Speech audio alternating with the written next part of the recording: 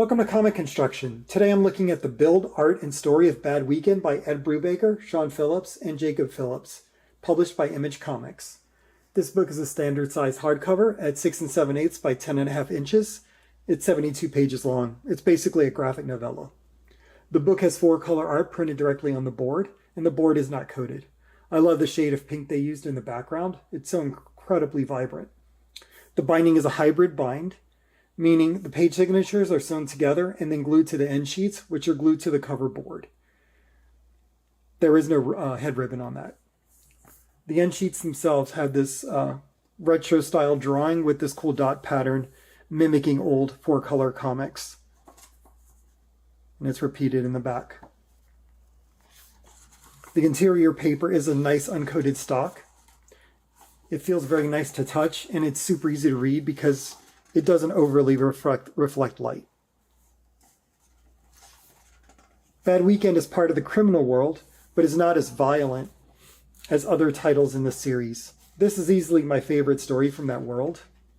This book follows Jacob, a man who tried to break into comics and eventually became an assistant to Hal Crane, a popular creator. Their relationship goes bad in the end, and some of the comments from Hal lead Jacob to give up his dream of being a comic artist. 10 years later, a comic convention organizer contacts Jacob to be Hal's handler at a show. The story follows this pair for the weekend of the con. Brubaker leans a lot on actual comic history for the background, which is really cool. I really noticed that when Hal is referred to as a master with no masterwork. I've often read that about Alex Toth, who's just an amazing comic creator.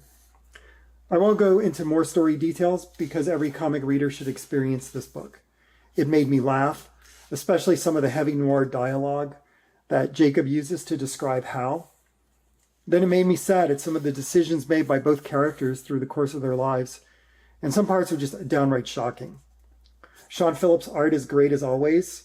His art makes the characters feel so relatable and real, and the colors by Jacob Phillips are great, really guiding the reader's emotional journey.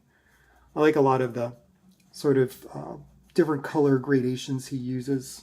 It's a really nice look on top of Sean Phillips' art. Thanks for checking out this video. If you enjoyed it, like, subscribe, and share with a friend.